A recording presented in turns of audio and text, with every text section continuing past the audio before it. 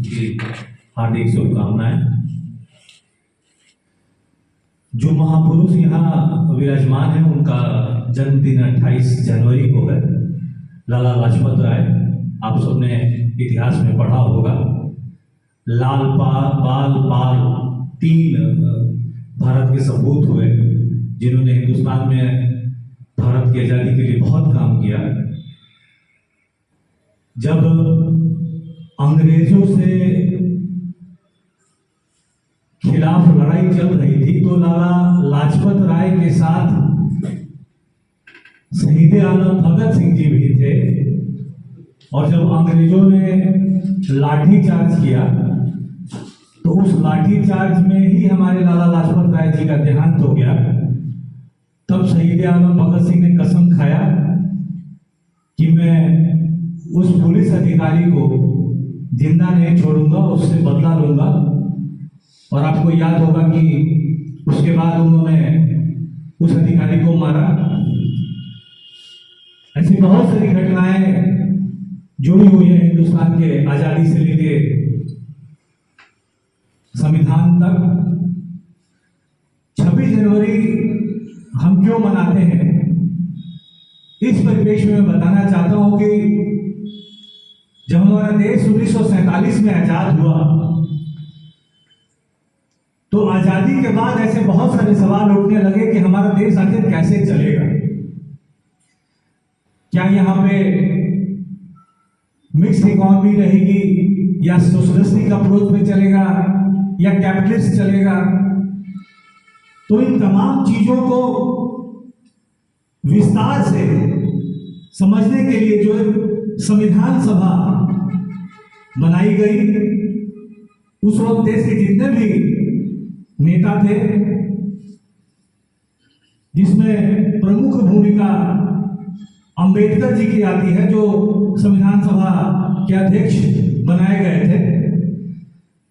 तो हमारा भारत कैसे चलेगा, इसके लिए दुनिया के जितने भी मुल्क थे उन सभी की अच्छी चीजों को लेके, चाहे वो जनता से जुड़ा हुआ मामला हो, चाहे किसान से जुड़ा हुआ मामला हो, चाहे मजदूर से जुड़ा हुआ मामला हो, यानी भारतवर्ष में जो संविधान बना वो दुनिया के सारे देशों के अच्छी अच्छी चीजों को जोड़ के और एक लिखित रूप में एक डॉक्यूमेंट तैयार हुआ।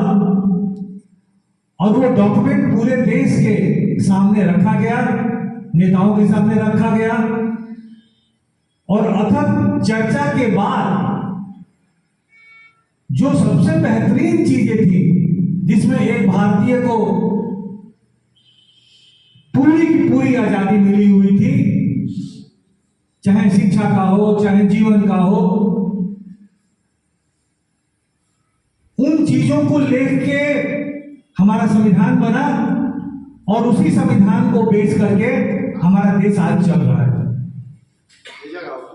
तो 47 के बाद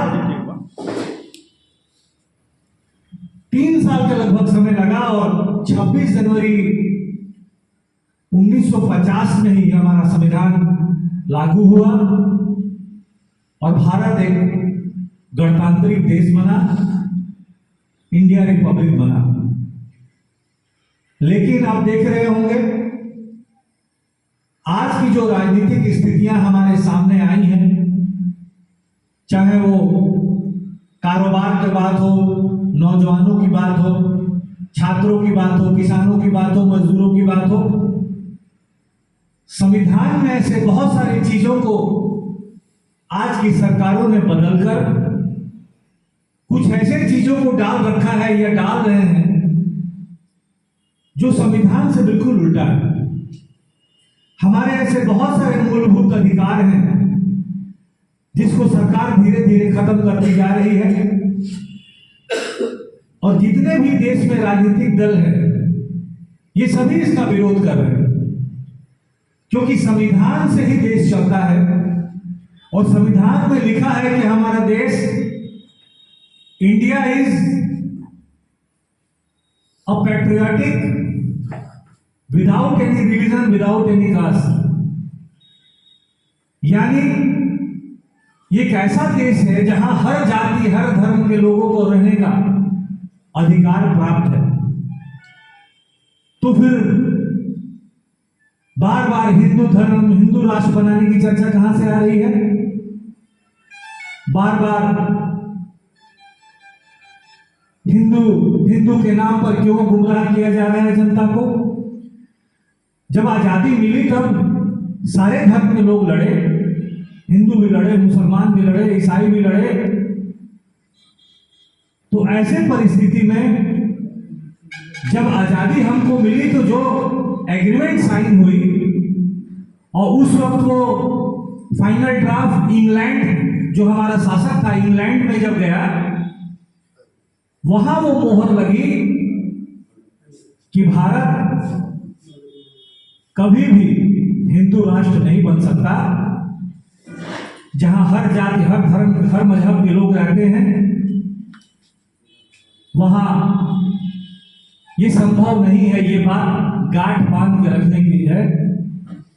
जो लोग इस भुलावे में जी रहे हैं वो इससे बाहर आ जाएं, क्योंकि जिन शर्तों पे हमारा देश को आजादी मिली उन शर्तों में ऐसी बहुत सारे बिंदु हो जिसको हम बदल नहीं सकते। जो भी हमारे पुराने नेता थे आपने देखा होगा, सभी राष्ट्र हित की बात करते थे, कभी राजनीति को धर्म में नहीं लेके आए। और यहां तक हमारे माननीय सुप्रीम कोर्ट ने भी आदेश दिया कि राजनीति को अलग रखो, धर्म को अलग रखो। लेकिन आज परिस्थितियां बिल्कुल विपरीत जा रही हैं। जहां हमारे 50 करोड़ नौजवान बेरोजगारी में भटक रहे हैं डिग्रियां लेकर, उनके लिए रोजी रोजगार नहीं है।